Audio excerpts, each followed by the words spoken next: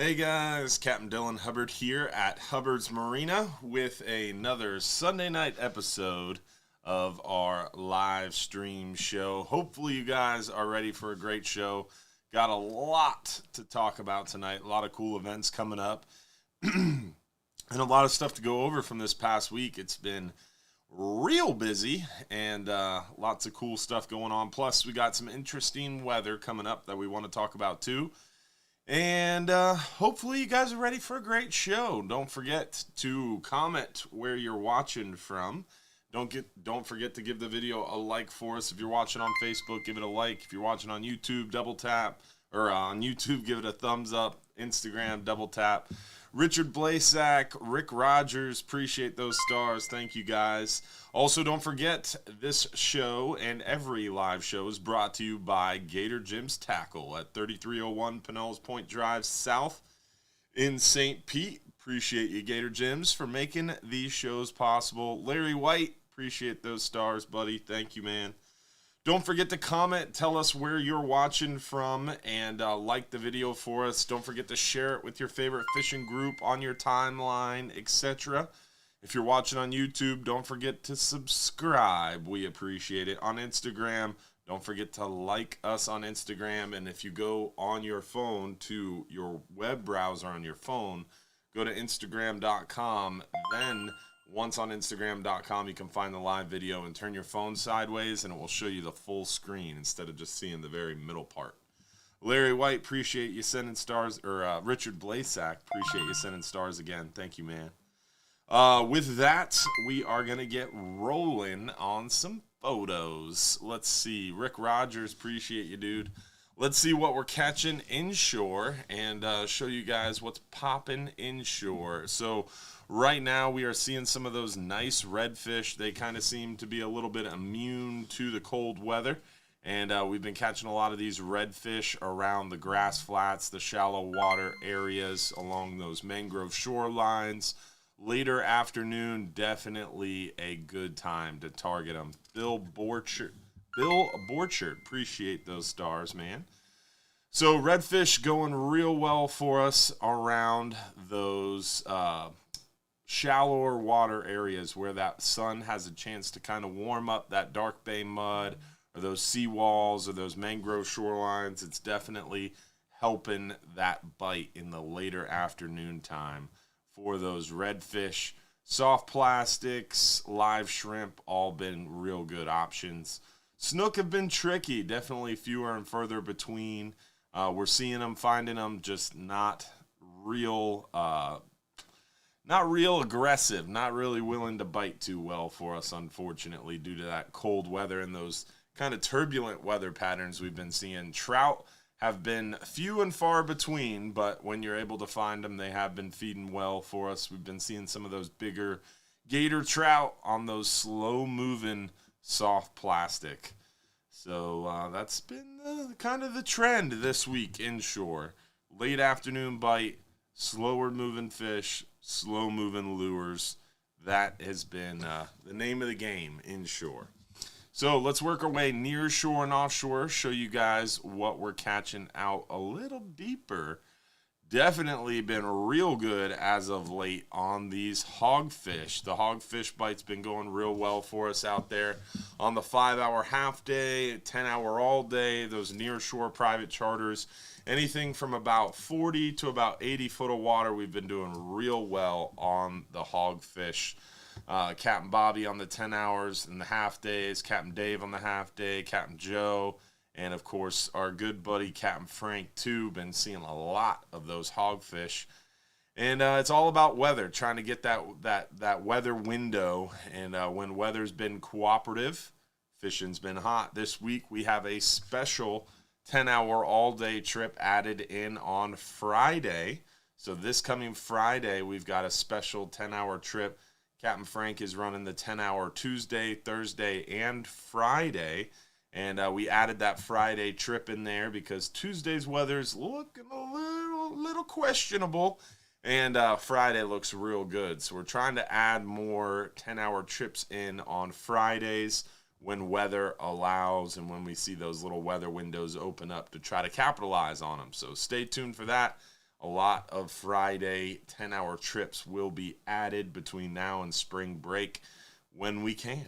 So all about weather and making sure the boat's available prior to that spring break chaos.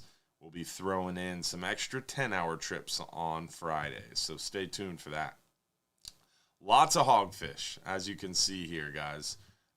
Great week of hogfish. We didn't get all the photos. There was more photos sent to me the last 2 days that I didn't get on here too. So lots of good hog fishing going on. Live shrimp, light tackle, 10 hours, your best bet. But a 5-hour has been working too. Now we're going to work our way deeper water into the offshore waters. We haven't been getting offshore too much this past week because of the weather. Weather's been super treacherous. Mike Hart, appreciate those 200 stars, buddy. Thank you so much for that.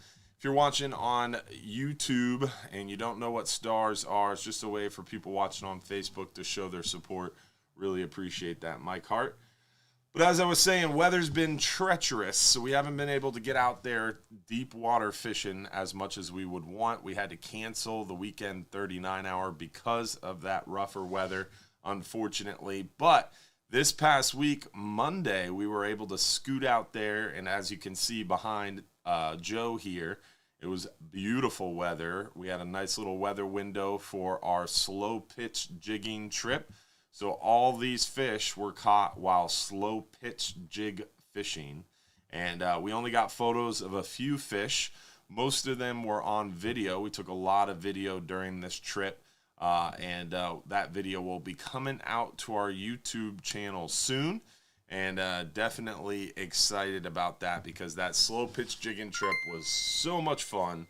I learned a ton about it. And super pumped. So we're going to be doing more of those trips. We got another one, slow pitch jig fishing only, scheduled for February. I think it's February 21st. February 21st, I think. And Josh just popped a link in there on our latest fishing report. We had a big write-up about that slow pitch jig fishing trip and a little bit more about tips and tricks and kind of the topics that I learned about during that trip. So definitely check out our latest fishing report if you missed it. If you haven't read it yet, make sure you check it out because I learned a lot and I tried to pass on as much as I could in that little blurb. And we've had 2 slow pitch jigging specific live shows, so I don't want to launch into that whole thing. It's already there in our fishing report. If you haven't read it already, make sure you do so. It's pretty cool if you're interested. Calvin Brisker, appreciate those stars, man. All right, so let's get into the weather. We showed you what we've been catching. Some big red grouper offshore, some nice mangrove snapper, nearshore and offshore, solid hogfish bite lately. And inshore, the big name has been redfish and a lot of sheepshead. So with that, let's get into some weather. Show you guys what's going on weather-wise. So this week's weather forecast is a little turbulent. I actually chose not to put together the weather photos like I did, like I have been doing for the shows because it's been changing so much. This week, like Tuesday and Wednesday's forecast has probably changed a half dozen times in the last 72 hours. It's been that dramatically changing. So because of that, we haven't, I didn't want to put anything together and have it completely change between this morning and the show. So that's why I didn't put together the photo. Plus, I was in Fort Myers all day today at a fishing expo, so didn't have as much time as I would like. So we're going to get to the weather links page on our website. If you go to fishing trips, scroll down under fishing trips to weather links. It will bring you to the to our weather links page. And on our weather links page, I'm going to use the wind finder forecast. We're going to look first at the Egmont Key Channel entrance. This is 16 miles offshore. This is the buoy I use for the 5 and 10 hour forecasts. Robert Holshouser, appreciate you, dude. Thank you so much for those 1,000 stars, my man. So as you can see here from the graph, right at the top of the page, I zoomed in too much. You can see from the graph on the top of the page that basically wind is going to be a little elevated through the entire week. 10, 15 knot winds, with Tuesday, February 8th, kind of being the highest wind day. So tomorrow's looking nice. Only 1 foot seas, only 10 knots, but you can see that north wind flow. So we've got a northerly wind flow pretty much all week. You can see those wind arrows pretty much out of the north all week until we get into the weekend. That's because we have a stalled front sitting just to our south, creating a little bit of issue. So Monday looks decent, right ahead of another big front. Tuesday's weather pattern, it changed again from this morning when I looked at it to this afternoon. It is 100% different yet again. So literally Tuesday's forecast has changed now 7 times in the last 72 hours. So good example of why you got to keep watching the weather and don't let it ruin your plans too far in advance, because it can definitely change dramatically. We know, though, a front's going to come through Tuesday, so that's why they're forecasting higher winds. They're forecasting some rain chances and some cold weather. So it's going to be good chance, pretty solid chance. It's going to be windy, wet, and cold Tuesday. Then Wednesday, it calms down a little bit. Still a little elevated wind. Thursday gets nicer. Friday looks real nice. So Thursday, Friday, Monday. So Monday, Thursday, and Friday would be my best suggestions this week, with Wednesday being okay. And Saturday, Sunday, we're not even going to talk about, because the weather has just been so dramatically kind of popping up and down. We're not going to really focus on too far in advance because it's going to change. Going back to our weather links page on our site, we're going to scroll all the way down to the bottom of our weather links page to Mike's weather page, spaghettymodels.com. This is where I go to get a lot of information and spend a lot of time on this website. It really puts a lot of helpful tools at a glance. You can see here, this is today's what's called a prog chart. And this little bad boy right above my head with that blue and the red, that's called an occluded front. That's when a low pressure moves down and kind of stalls. It also happens when a low pressure is pushing on a high pressure and it kind of loses energy. It becomes an occluded front. These are not good. This is stalled out, and it's just going to sit there for a while. You got a tail of that low pressure creating a lot of weather on the East Coast. That's today. That's where we were getting that remnant of rain from, is that kind of tail. So going back to Mike's weather page, this is tomorrow. That occluded front sticking around through tomorrow, but rain chances lessening as that low pressure exits the eastern seaboard. It's just keeping that northerly wind flow because of that occluded front stalling out to our south. Then Wednesday, no, this is Tuesday. So Tuesday's nicer. Sorry, the one I was just showing you was Monday. So Monday is still going to be a little bit kind of not adverse, but northerly wind flow because that occluded front. You can see Tuesday, it changes back to the blue line. See how it's a solid blue line now above my head? That's another low pressure. So that occluded stalled front gains energy, becomes another low, and that's what they're forecasting, that higher rain condition for Tuesday. That's why Tuesday's kind of questionable, and that's why it keeps bouncing up and down, because they're really tells me they're not sure what's going to happen, and they don't know the strength of that front Tuesday. So Tuesday could be nice, Tuesday could be really bad, or it could be right down the middle, and it's been bouncing around so much I don't think they know. Here's Wednesday. Finally Wednesday, that front finally moves out of the area. So basically the front we got Saturday hangs out into the area until Wednesday, finally moves out of the way for yet another front through the day Friday.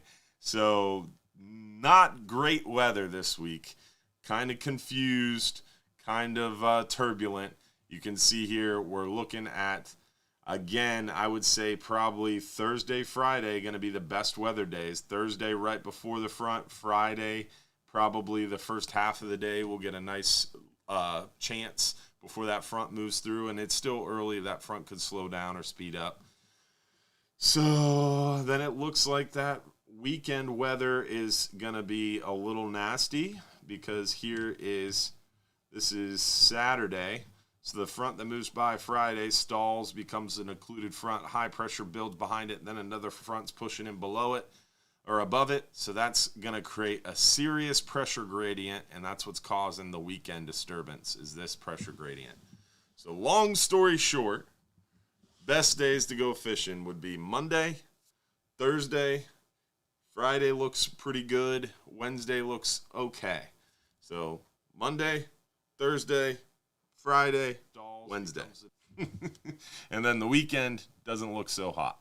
So that's what we're looking for as far as weather this week and what days you should go fishing. Don't forget, we added a Friday 10-hour trip.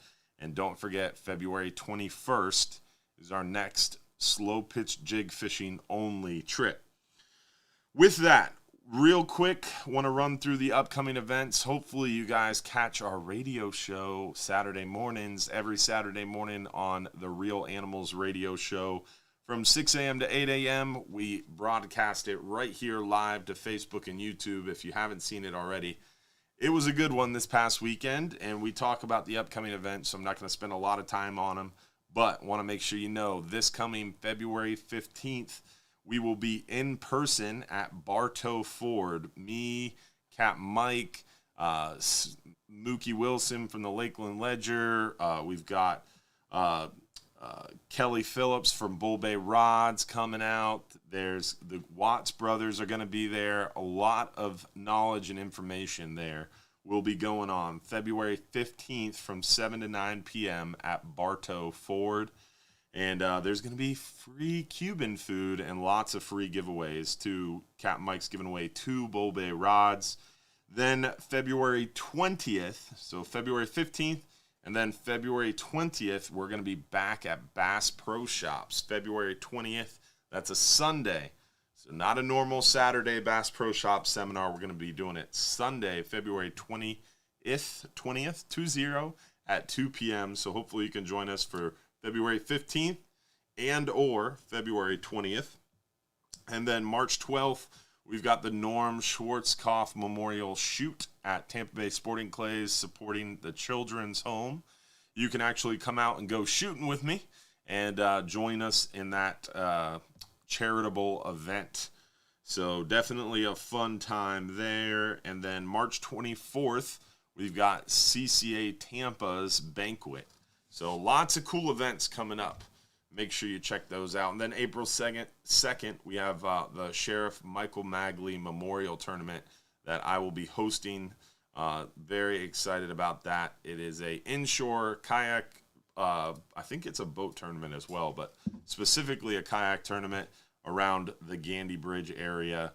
Going to be a lot of fun. So April 2nd, that's supporting the Sheriff Michael Magley. I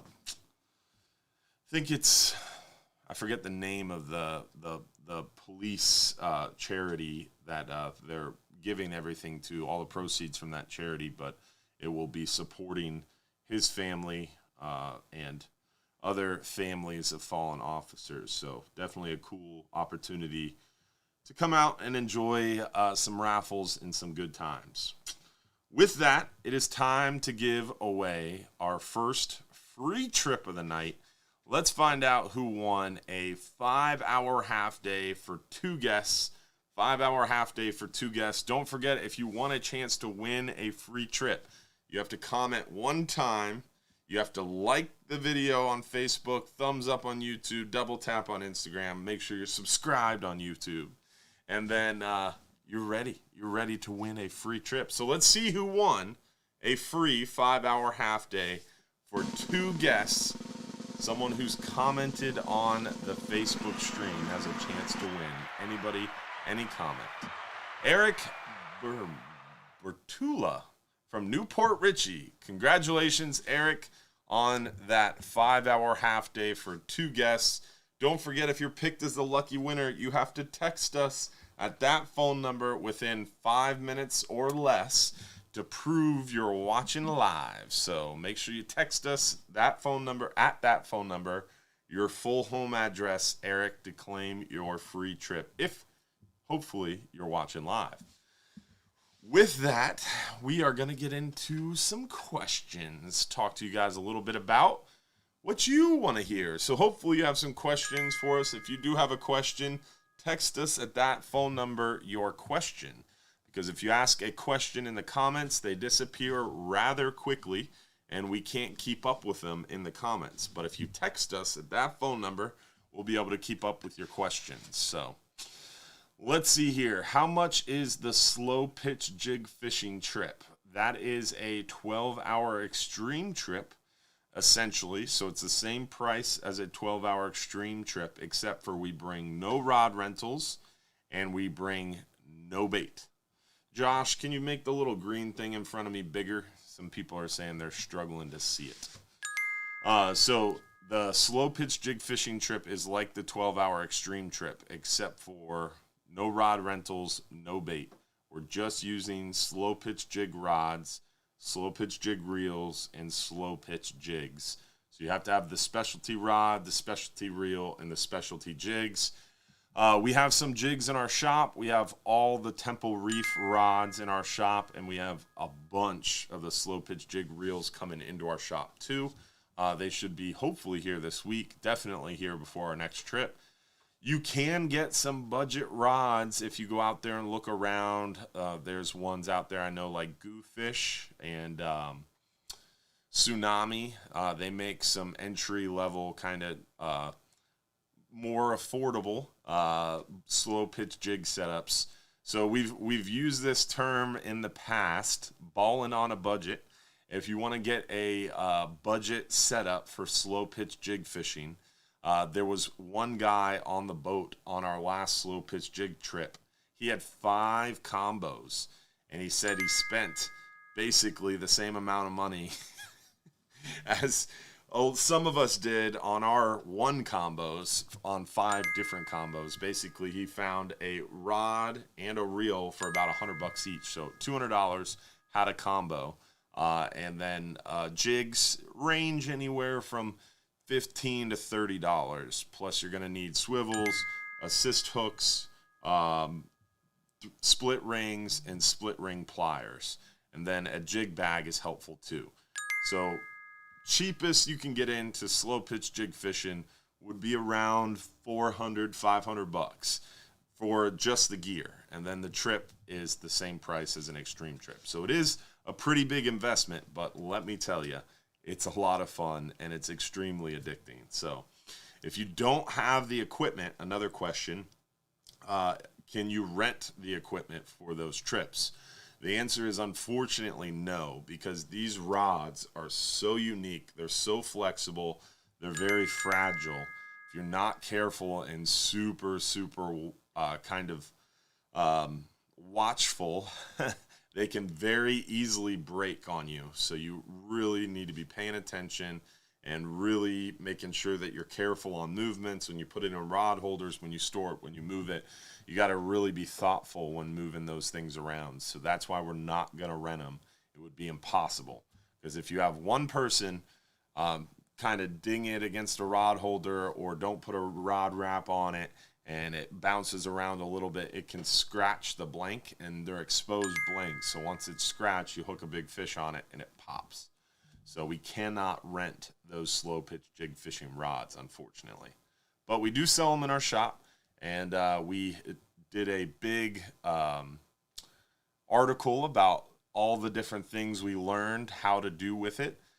So hopefully you have enough information to get started. Plus, our video coming up on our YouTube channel will have more information.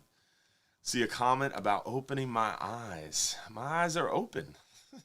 I have been up since 5 a.m. I went all the way to Fort Myers and back today and to put out some boats.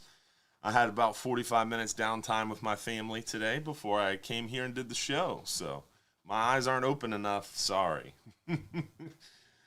Let's see. What other questions do we have? Did Dylan catch anything slow pitch jig fishing? Why did everybody assume that I caught nothing? It hurts my feelings a little bit. No, but I did actually surprise myself. I did pretty well. I did lose a jig. I got totally mossed by a very large fish. I was jigging just off the bottom, and it's really fun because you work the rod up and then you lower the rod and you follow the line slowly, and then either the line never gets tight again because the fish is eating your lure, or it'll just all of a sudden just slam down and double over. So that's what happened. I worked the rod up, lowered the rod tip, and then all of a sudden just got slammed to the rail. Rod doubled over.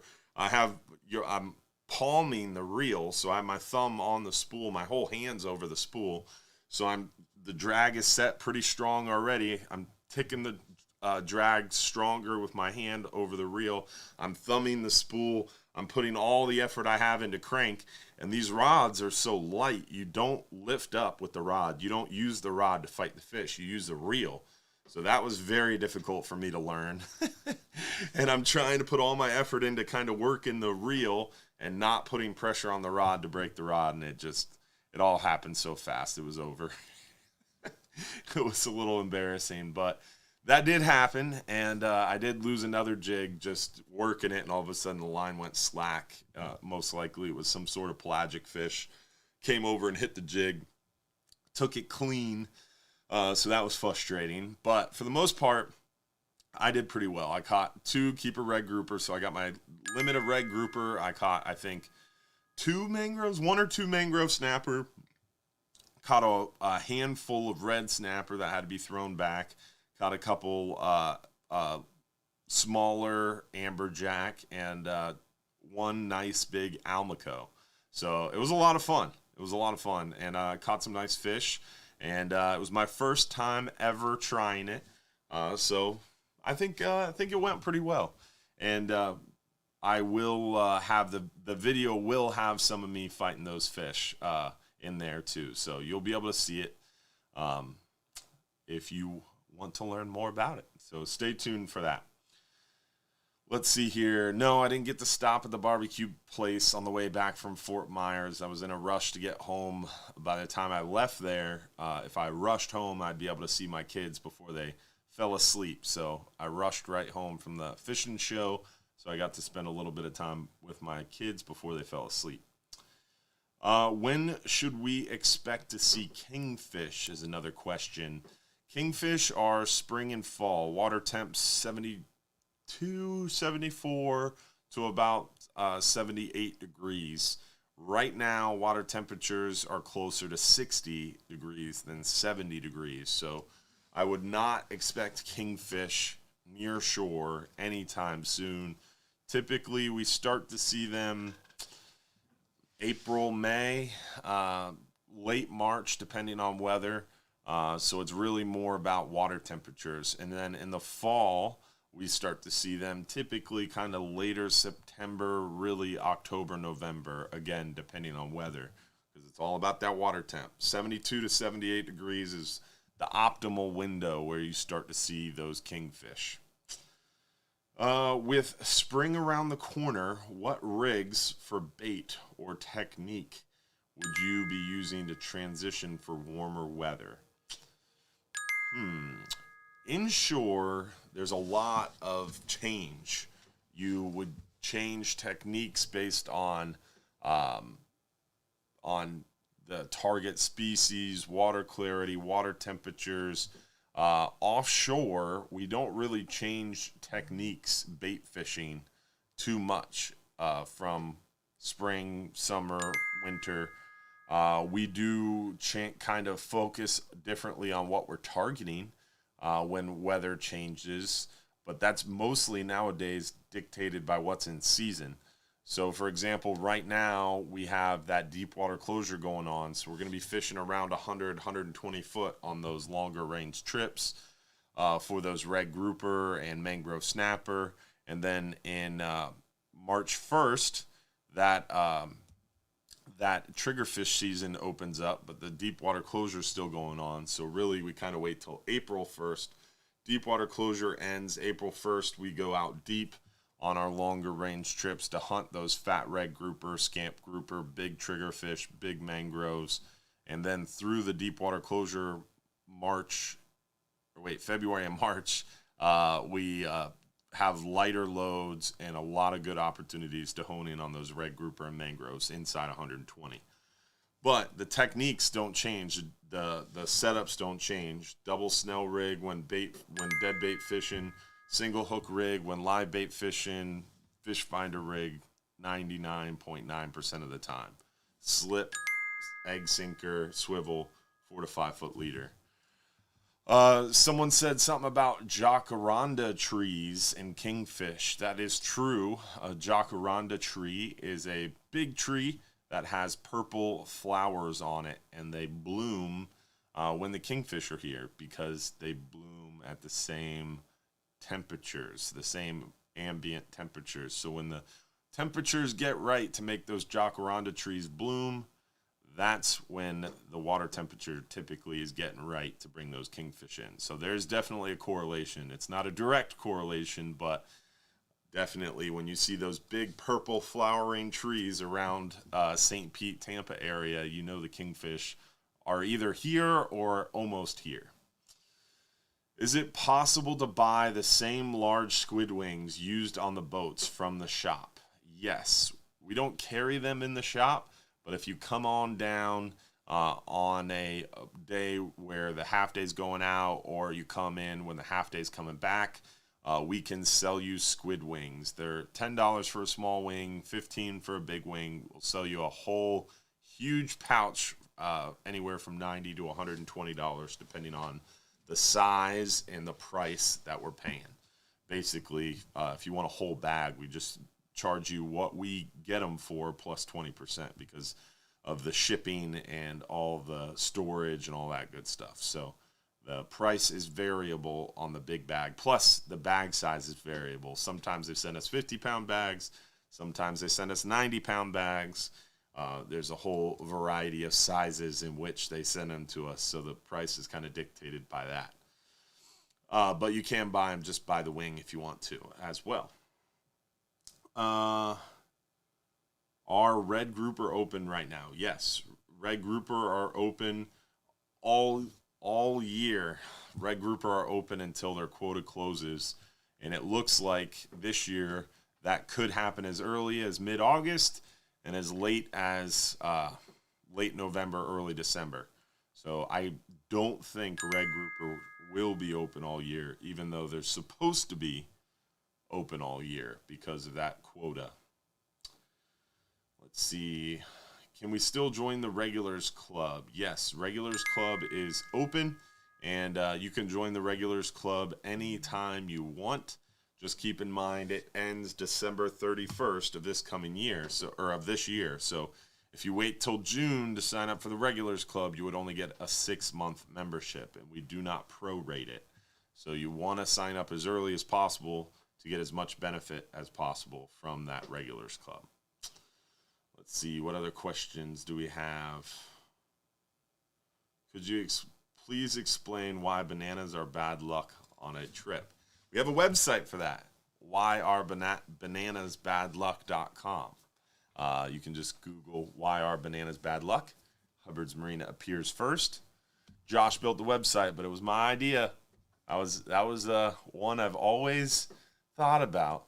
When you Google why are bananas bad luck, some like random website, Monterey Boats, showed up, and it was weird. So I've always thought about, like, we should have a website, why are bananas bad luck? And I finally bought it. So we own whyarbananasbadluck.com. And Josh built out a website explaining the superstitions behind bananas. And it's more of a superstition. It's a joke to us, but some people take it real serious. So it's easier just to say no bananas. Let's see, what other questions do we have? What is the best rod for red snapper fishing? Virtually anything. Red snapper are the dumbest, most aggressive, most easily caught, overrated. I have a lot of hatred for red snapper. A lot. No, a lot of people like red snapper, and they do taste great. They do eat well. They are fun to catch, but they will bite anything, and it doesn't really matter what you're using because they don't rock you up. Um, Really, the biggest thing you want to think about with red snapper is everybody and their brother wants a red snapper. There's a lot of people that don't even bother going fishing in the other great times of year because they're so worried about the red snapper. So we'll have people that don't go fishing at all, and then for the 62 to 70 days red snapper season is open, they'll go 47 times. So because of that, the boats are really busy. So you would want to make sure for red snapper you have over tackled because there's more people on the boat. You want to make sure you get that fish up from the bottom and into the boat as quickly as possible. Because if you catch a big red snapper on light tackle and he's doing a bunch of circles with a bunch of people on the boat who are all clamoring for these red snapper, you're going to get tangled up and it's going to be an issue. And it's going to hurt your experience. But I would say for our custom rods, I like the light green setup for those red snapper. That's what I would use if I was going red snapper fishing. Could even use the dark green, but it's a little oversized for those red snapper. You want something with a good solid backbone and a sensitive tip. So that's what you're looking for those red snappers, somewhere in the 30 to 80 range, nothing more than 80, nothing less than 30, I would say, on the rod rating. You want a reel with at least 35, 40 pounds of drag in it. 30 you could get away with, but it's pushing it. And I would fish 60 to 80 pound main line, 60 to 80 pound leaders, 6/0, 7/0 hooks for the red snapper. What other questions do we have, Josh? Can you point out speed up? What point can you speed up? Grammar, people don't know it. Yeah, I'm not very good at reading. You can speed up out of John's Pass technically once you're outside of the bridge fender system. There's really out of the jetties, I guess. There's not really rules as far as, you can't speed up in the channel. There is no minimum wake requirement in John's Pass channel west of the bridge, but it comes into more of a ethical question, and a lot of boat traffic you wouldn't speed up. So typically, like on the Flying Hub 2, in the early morning, we'll speed up in the channel once we're confident we've navigated that turn. We'll speed up in the channel and get out of there. On the way in, same thing. We'll speed up, or we'll stay going fast on the Flying Hub 2 until we basically get to that turn. But we never speed up right outside of the bridge. But some boats do, and it is legal.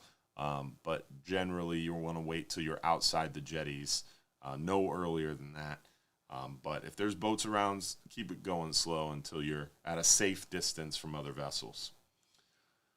Do blackfin tuna get near shore? If so, when? We do have blackfin tuna come in pretty shallow. Caught them as shallow as 35, 40 foot of water. It's rare. Most of the time, they're 100, 120 foot plus. And most of the time, we see them out in deeper water. And best time of year for them would be cooler months. We see them most often October, November, December, January, February. This year, haven't really seen a lot of blackfin tunas. We've had a lot of warm weather, crystal clear water conditions, which isn't conducive through December. And then we've had a lot of bad weather since with very dirty water and a lot of cold fronts, which is not good or conducive. So this is not the year for the blackfin tuna, at least here at Hubbard's Marina. We haven't really been catching a ton of them.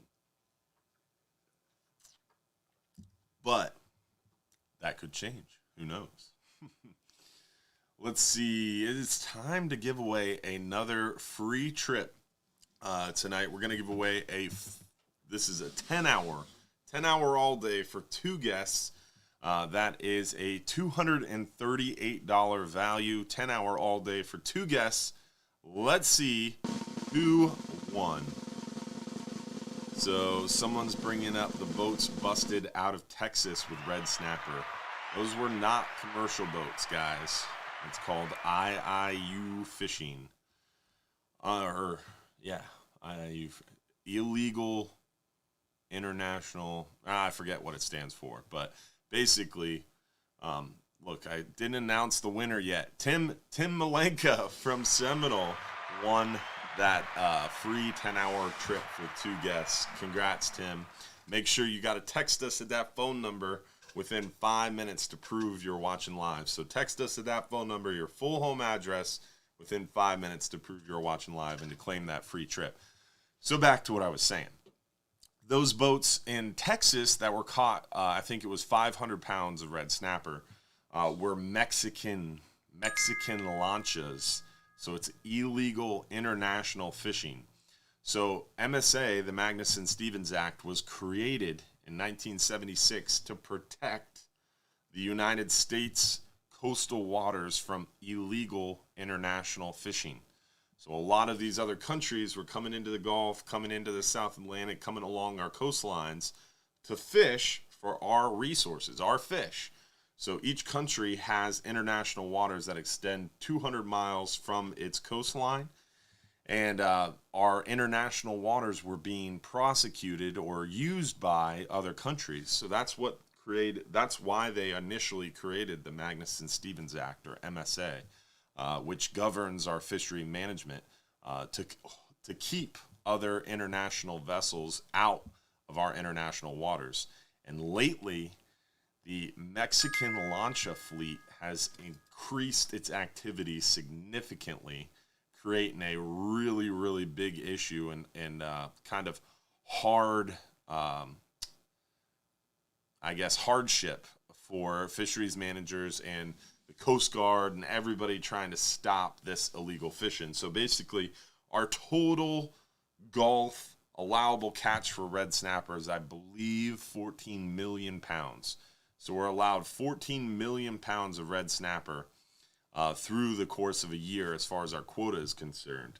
And what's happening, all these boats coming out of Mexico, they run up the coast of Texas, they fish for a bunch of red snapper, catch a bunch of red snapper, throw them in the boat, and then run back to Mexico. And the Coast Guard's chasing them, trying to catch them. If they do catch them, this is the frustrating part. If they do catch them, they bring them on the boat, they take them inshore, then they're transferred to Border Patrol. Border Patrol takes them right back to Mexico. That's it. Takes their catch. The catch is disposed of. So all the fish that were killed in our waters are disposed of, not used for anything because it's an investigation and it's evidence. Then they're shipped right back to Mexico and they come right back. The recidivism rate is extremely high. So like they'll catch the same guy like multiple times in 1 year, and they account for over 1 million pounds of fish landed. So literally, Americans in the Gulf of Mexico are allowed 14 million pounds of red snapper. These Mexican fishing fleet in these small lanchas are catching more than 1 million pounds. That's a lot of percentage of our total annual catch. It's pretty heavy. A lot of illegal fishing going on. So, and this has been going on for many, many years, more than 5 years. So let's keep the political comments down. This isn't any one president's fault. This is a building issue that we've been having with Mexico for 5 to 10 years. Let's see. Moving on. It is an interesting story, though, all the illegal fishing. Would a Penn Fathom 20 work for red grouper on a 10-hour? I personally, recidivism. See, it is a word. Look at that. I personally don't like Penn or use Penn reels, so I don't know the Fathom series real well off the top of my head. So a Penn Fathom 20, I would have to check the drag rating. It sounds pretty small. If the drag rating was more than 25 pounds. Should be pretty good. If it's 20 pounds, that's kind of small for red grouper, but red grouper don't really rock you up, so you can get away with those red grouper options, or those smaller reels, even for those red grouper, because you're not worrying about them rocking you up as much. Let's see here. Tim Malenka claimed his free trip. That's good. How is the 14 million pounds calculated? So you're asking how the overall catch limit is calculated for red snapper. That is a show in and of itself, but basically the quotas are set by science. So there is a 4 different levels. So let's say you find out you're allowed to catch X numbers or X number of pounds of fish. That quota is set by a stock assessment. A stock assessment occurs. Stock assessment comes out. A bunch of scientists get together. They argue over this. They go back through it a couple of times. They use a bunch of different fisheries independent and fisheries dependent science inputs to create the stock assessment model. The model is run a bunch of different ways. They do control runs. They do sensitivity runs. It's a very long, drawn-out stock assessment process. The assessment is completed. It spits out its results. The results are then reviewed by the Science and Statistical Committee. The Science and Statistical Committee then gives an OFL, or overfishing limit. There's an overfishing limit. They also give an ABC, or an allowable biological catch. And then from there, the council comes in and sets an ACL, or an annual catch limit. And then they'll set a lot of times an ACT, or annual catch target. And from the ACT is where our fisheries quotas are calculated from. That's a very general 100,000 foot view at how quotas are calculated. We could go down that path quite a ways, but maybe that'll be a good video that we can do later this week. Next question. Josh, are you proud of me? I didn't go down the rabbit hole. I was getting the sign ready. Yeah. I went down the rabbit hole last week and we lost a bunch of viewers. So I was told not to get too intricate on fisheries management. But I can. And I like to, because it's interesting. How important is it to brine your bait on long-range trips? Good question. So brining baits, only really worth it or recommended on trips over 12 hours. If you're going on a 39-hour, 44-hour, you could brine your baits. If you're going on a 10-hour, a half day, don't even think about it. A 12-hour night snapper, you could brine your baits, but you have to go out to a tackle shop and buy it elsewhere and start the brining process like the morning of. So if you're going to go out on a 12-hour night snapper, you could hit up Gator Gyms that morning, get a big old box of bait, bring it home, which, good luck with that. Bring it home, crack open that box of bait, let it thaw out a little bit, then set up your brine cooler and let it sit on the side of your house or in your garage until you're ready to come to Hubbard's Marina. So brining bait does work really well, because what you're creating is the bait's either frozen when you put it in there or somewhat thawed out, and then you're creating that saltwater, heavy saltwater solution. So a little bit of ice and a ton of salt. And then as it thaws out and gets warmer in there, that liquid is created. The liquid and all the juice is coming out of the bait, mixing with all that salt. And that salty, oily, nasty solution in that bait cooler, 6-pack cooler, super small bait cooler, is then going to create this situation in which the outside of your thread fin or sardine gets really firm, and the inside is super oily, juicy, and tender. Similar to salt aging a good piece of meat. The outside gets really hard, the inside is nice and tender. It's the same idea, but you're doing it for bait. Most of the time, we're only doing it on 39-hour trips, 44-hour trips. and you do it on the ride out. You take that frozen box of bait, you just pull out a few frozen thread fins, you cut some heads, cut some tails, throw it in the cooler, throw a ton of salt on it, and repeat that until your cooler's full. And then I might put a little bit of ice in the bottom or a little bit of ice on the top, and then a scoop or two of salt water, and just totally fill it up. Every layer of bait gets a layer of salt. Some people swear by rock salt. Some people swear by it's got to be kosher salt. Some people say it's got to be ice cream salt. I get the cheapest possible table salt. So I don't really worry too much about the type of salt. But basically, it's adding rigidity to your bait, making the outside tougher and stiffer, and the inside's oily and juicy. Works real well when it has time to work. It needs 10 hours, 12 hours to set up, where you open it and it's just this dark brown purple goo, and it's extremely salty. Then your bait's all floating in there and just getting thawed out. That's when it's ready. That's when it's working. And even on a 39 hour, if you do it as soon as you get on the boat on the ride out, it really doesn't get right until the next morning, like 10 a.m. after it's been sitting out for 16 hours and it starts getting hot. That's when it's ready to pop. What's the best time of year for the night mangrove snapper trips? The best time of year is anytime you're available, dog. If you're too busy to go fishing, you're just too busy. It really depends on the weather. So the 12-hour night snapper trips are great all the time when the weather's great. This time of year, we're catching big mangroves. Not a lot of mangroves, but their average size is very big. Summertime, we catch more mangrove snapper, but the average size is kind of smaller. Summertime is hotter. I would say in the summertime, I'd rather be on the night snapper trip than a day trip, because it does cut down on the red snapper chaos. But, yeah, I mean, it's hard to say.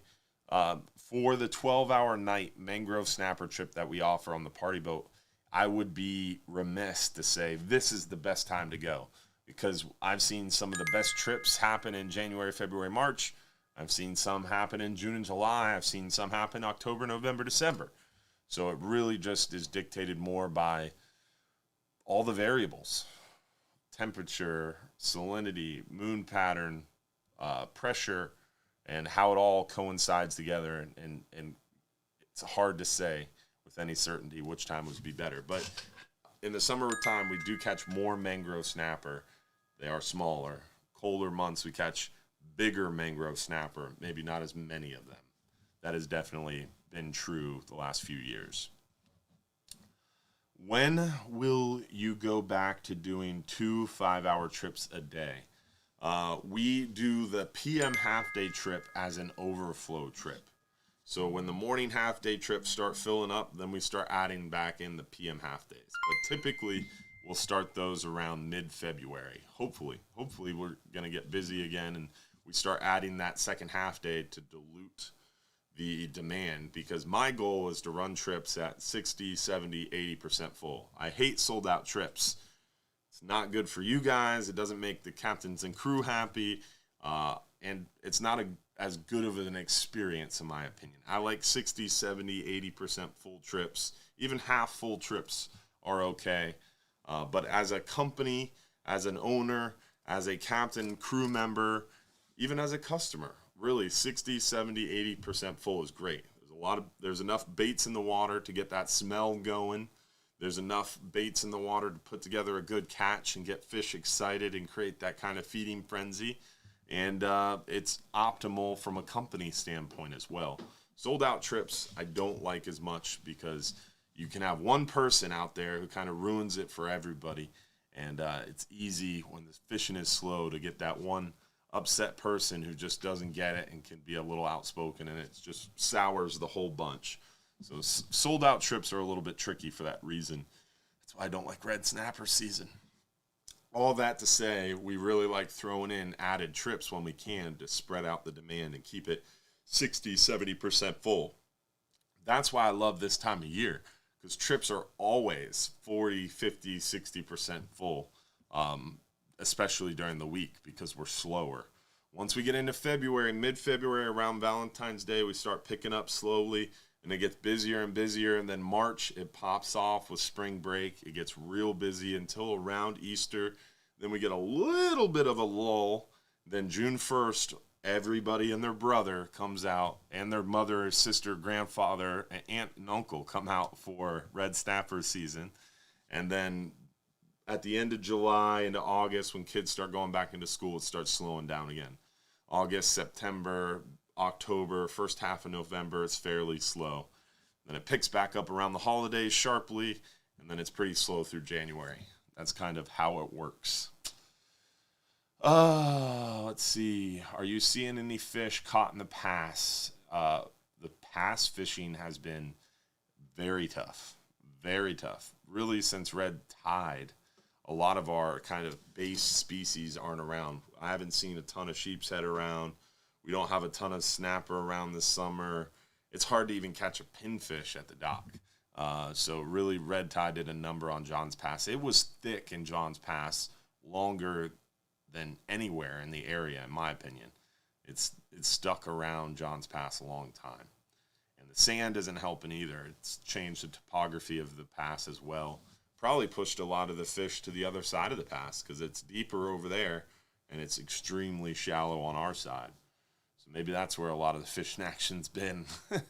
It's not been around our dock. We are catching a few redfish, and there is guys catching a few snook and a handful of sheep's head. It's not totally bleak, but it's not like it should be, in my opinion. What is the best weather pressure for fishing? Moving barometers. When the barometer is moving, that is the best time. In my opinion, a falling barometer right ahead of a cold front is best. Static low, meaning a cold front just went through, the barometer's in the garbage can. Static low is not good. Static high, high pressure sitting on us. We've got clear bluebird skies, not a cloud in the sky. It's gorgeous. Everybody's talking about, oh, this weather's so nice. I wish it was like this all year. Terrible for fishing. That bluebird sky with that east wind at 10 to 15 knots is gorgeous on shore. Terrible for fishing because it's a static high barometer. So when the barometer is moving, either falling or slowly rising, that's when fishing's best. So moving barometer. So for me to say this pressure is best for fishing is impossible. But when the barometer is moving, that's when fishing's best. So when those fronts are transitioning out of the area or coming into the area, that's when fishing's best. That's why I always talk about how best fishing this time of year is right ahead of the cold front or a few days after the cold front. Because a few days after a cold front, what happens? A high pressure settles in. So the barometer starts rising. As a low pressure approaches, barometer's falling. So I'm saying that because those are the best times when the barometer's moving. Let's see, what other questions do we have? Have you ever thought of producing a long sleeve fishing shirt for the Regulars Club? It's a good idea. I really don't like the performance shirts because I'm a big guy. They are not flattering. So I don't personally go after the performance shirts. And I like wearing the shirts, like the supporter shirt. I wear this shirt probably 4 or 5 days a week because I've designed it for myself. I like it. It's very comfortable. I wear mine a lot too. Yeah, it's a comfortable shirt. The Regulars Club shirts, we're going to actually change to this blank once we run out of them. We ordered a ton of them like 2 years ago, and so we're trying to get through the stock. And once we reorder the Regulars Club shirts, we could do those long sleeve performance shirts. That's a good question. And actually what we'll do is I should send out an email and poll you guys, because I was going to do a gym bag. We've in the past done like a duffel bag, like a gym bag for Regulars Club members. And we always do a hat and a shirt and a calendar. But I like to add in a special gift that kind of rotates. So maybe instead of a gym bag, we could do a performance shirt because those bags are expensive, like $25-30. So you could easily do a performance shirt instead. Let's see here. Could you tell us about triggerfish on the 39-hour march? March 1st, triggerfish season opens up, but we still have that deep water closure going on. So we're not going to be super deep. We catch a lot of big triggerfish in about 160, 180, 200 foot of water. We wouldn't really be fishing at that depth during March.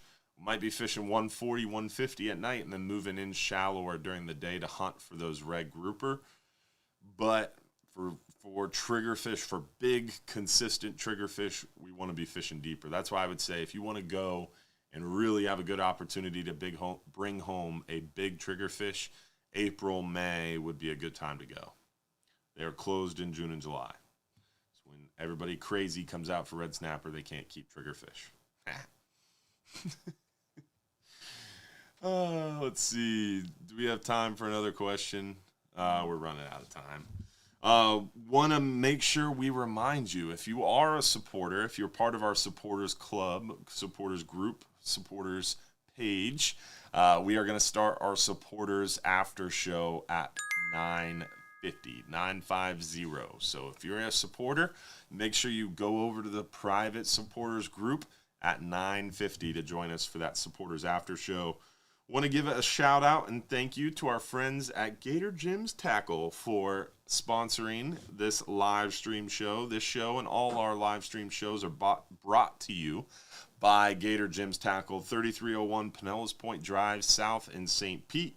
Also, don't forget about our Salt Strong giveaway, guys. You can get 11 absolutely free lures. You can get free stuff. All you have to do is check out this little video and then click the link that Josh is going to put into the chat after the video plays. So make sure you check it out. Click the link. Claim your free stuff from Salt Strong. If you haven't thought about it before, the Salt Strong guys are awesome. Their group is even cooler. Every week I'm in their Salt Strong community, and it is always impressive the amount of knowledge that's being shared there for just the price of a coffee cup a day. So definitely check out this little video here real quick. It's only about a minute long, and then Josh is going to add the link in here. If you haven't checked it out yet, do so. Take advantage of the free stuff. You can't beat it. Are you sick and tired of all the different lures that claim to catch fish but never do?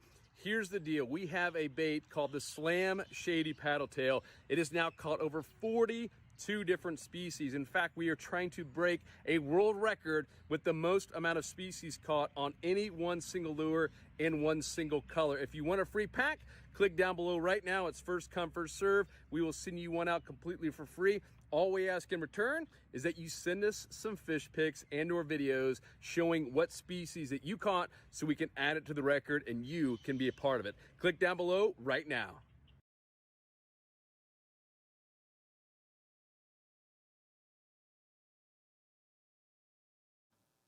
Josh is going to add the link into the comments for you guys here very shortly, so stay tuned for that link. Definitely check it out if you haven't already. Oh, there's the link. Josh just put it in there. He's going to add it to YouTube too. So check that out. Make sure you take advantage of the free stuff from our friends at Salt Strong. Then don't forget about February 15th at Bartow Ford, February 20th at Bass Pro Shops, our Saturday morning Real Animals radio show every Saturday morning at 6 a.m. to 8 a.m. right here on our Hubbard's Marina Facebook and on News Radio 970 WFLA. Next week, no live show. Next week, Super Bowl Sunday. I will be sitting on the couch, hopefully eating way too much barbecue and drinking entirely too much whiskey and not doing a live show. So Super Bowl Sunday, no live stream show. Sunday following the Super Bowl, we'll be back. So we're only taking 1 week off. 1 week off. That's it. So Super Bowl Sunday, don't tune in to the live stream show. With that, I think that's all we have to talk about. So don't forget about our Friday special weather window, special 10-hour trip, super light load. Captain Frank's excited about it. Also, don't forget about February 21st, our slow pitch jig fishing only trip on the Flying Hub 2. It's going to be a lot of fun. And hopefully we'll see you soon at Hubbard's Marina. Don't forget, if you're too busy to go fishing, you're just too darn busy. Let's find out who won our last free trip of the night, a 39-hour trip for one guest. 39-hour trip for one guest. Let's see who the lucky winner is. This is a $449 value. Absolutely free to one lucky winner. Michael Myers. Michael Myers, congratulations from Chicago. The Malort man himself. If anybody from Chicago ever offers you a drink called Malort, tell them you're not friends with them anymore and leave. Run screaming the other way. Don't ever drink Malort, guys. That is a special added tip for the end of the show. Congrats, Michael Myers. We'll see you on our supporter show, 9:50. If you want to join us in the supporter show, you can become a supporter tonight. Right at the top of our Facebook page, $4.99 a month gets you backstage passes to the supporters group. Lots of cool information, lots of cool communication, and more one-on-one time. It's fun. Join us.